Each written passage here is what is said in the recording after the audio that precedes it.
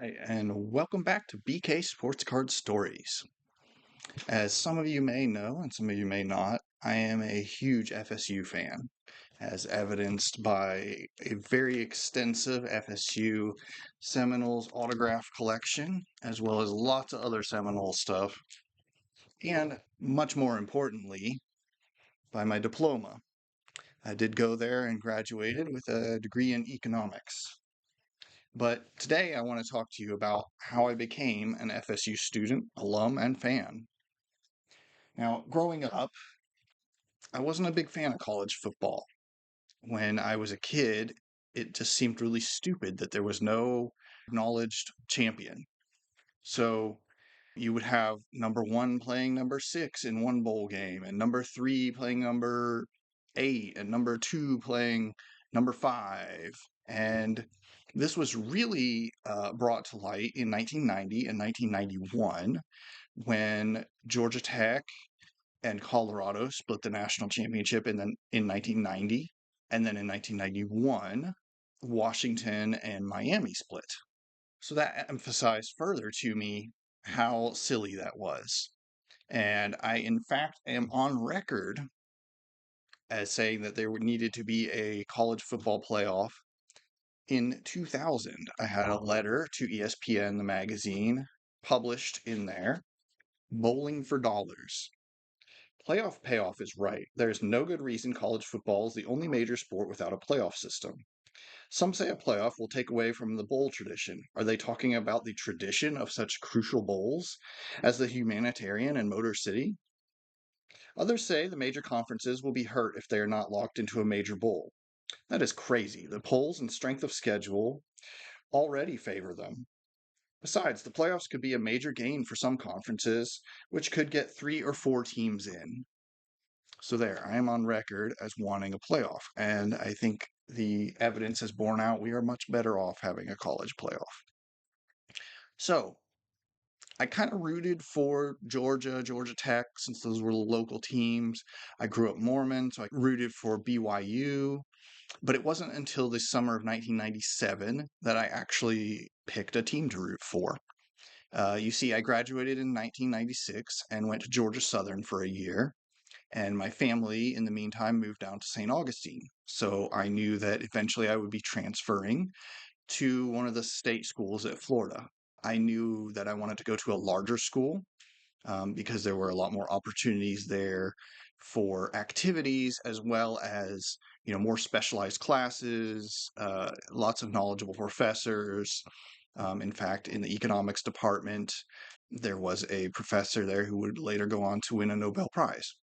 But I had it narrowed down to Florida and Florida State. So I visited both, and Florida State just felt like home. It's a beautiful campus if you've ever been there. There are live oaks all over the place. They have these canopy roads where the oaks just cross over the road. It's a neo-Gothic architecture style, and it's just beautiful. Just felt like a great place and a great community. So I ended up enrolling there. And before I went to school, I actually got this very jersey in the summer of 1999. I have worn it to many, many FSU games since then. But the very first one that I ever wore it to was the first game of the 1999 season against Louisiana Tech. Now, in this game, there was an exciting player whose jersey this actually is, named Peter Warrick. And Peter Warrick was a Heisman hopeful. Ran into a little trouble at Dillard's. That's a story for another day. But he was absolutely electric.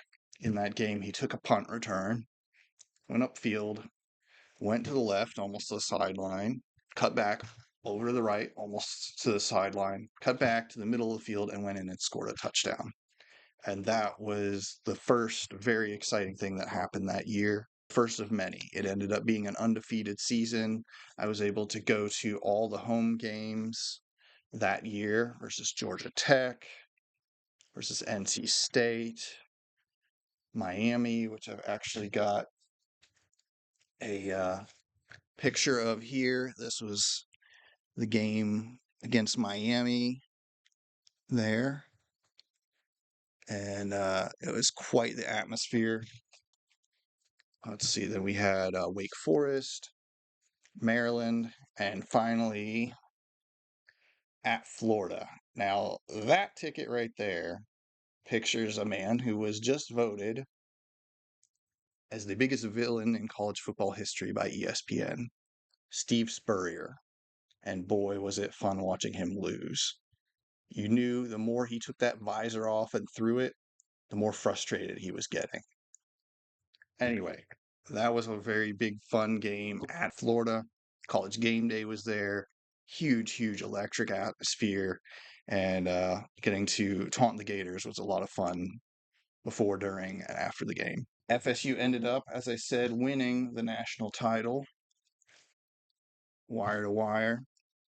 And while I didn't get to go to the actual Sugar Bowl championship game, we had a great watch party with a bunch of friends and just had a good old time, and then ended up getting some souvenirs like this Coke bottle here and this was FSU in Florida after that game, and then the championship game against Virginia Tech.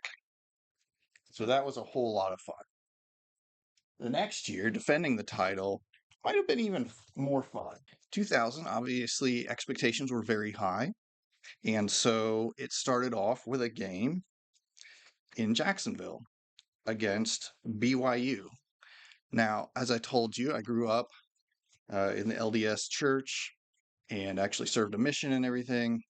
And so we had a whole big group of us there that went to the game, who were all of the same faith, but were loyal Seminoles. And we went there and we saw they had Mormon missionaries there and everything. And we even had a very nice view. We were close up. And Cosmo, the BYU mascot, even came up into our section. And one of my friends had made a sign that said Mormons for FSU. And Cosmo looked at it and he put his head in his hands and he just shook his head. So that was pretty fun to see him a little bit sad there. FSU went off to a great start that season as well. I got to go to all the home games. Um, there, Duke, Virginia, Clemson. And this game was very special as well. This was when Bobby Bowden's son, Tommy, was the coach of Clemson. And so it was the Bowden Bowl, is what they called it. And this was the second year that it had been played, but the first year it had been played in Tallahassee. And so I have this panoramic here of that game. And it's very special to me, not just because I was at the game, but because that particular game, we happened to have our seats all the way at the top of the stadium. And so our seats were as far up as you could go. And I brought a flag with me to put up against the wall. And you can actually see, well, you probably can't, it's pretty small. But if you look close enough, you can see a flag up on that wall and a guy in a jersey, and that's me. So I've got this panoramic, and I will always remember that I'm in it. So that was a lot of fun, especially since it was a 54-7 win against Clemson. Um, and then another really fun one was against Florida, where FSU won that one to go to the Orange Bowl to play for the national championship again. And I remember people throwing oranges on the field at the end of the game. And of course, Steve Spurrier being nice and mad. Well, this time I was fortunate enough and I did get to go to the championship game. Unfortunately, FSU did not win. And I had gone down to visit my in-laws, and they lived up in the Jupiter area, which, if you know Florida, it's above West Palm Beach. And so took a train down, a commuter train down to the stadium. Well, that was the longest, quietest, saddest train ride I've ever seen, the ride back. So it wasn't all, fun and roses. being an FSU fan. There were some great moments.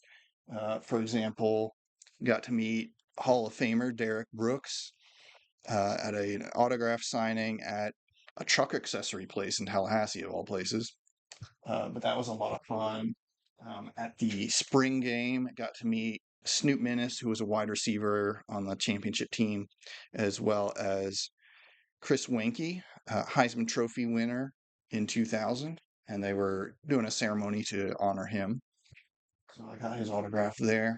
And then two other quick stories just to cap it off. Number one, this was the most miserable game I've ever been at. So it was November of 2006, a game against Wake Forest. Great day, beautiful weather, it's like about 75, a very nice Florida fall day. Well, about 15 minutes before game time, a storm rolled in, just poured down rain. Absolutely got drenched. I was wearing something like this, like a t-shirt, under a jersey and shorts, and got absolutely drenched. Well, a little bit after kickoff, the rain stopped, the front blew through, and a cold front blew in. And it was about 50 degrees and with a good breeze. So I was freezing, and I wasn't the only one. A lot of other people were very cold as well. But to make it even worse, FSU ended up losing 30-0 at home. And I think that's still their worst home defeat. So that is one not so great thing. But one other fun experience, oftentimes you can meet former Seminoles before games. I get to meet Ernie Sims and have a good chat with him about his time at FSU, and even was able to confirm with him that he was indeed the one who gave Calvin Johnson his nickname of Megatron. That is my FSU story. That's how I became a fan, and just a few of my experiences with FSU. There will be many, many more Seminole Stories episodes about specific games, players, history, all that kind of stuff. But I just wanted to share how I became a Seminole fan and some of the special moments for me.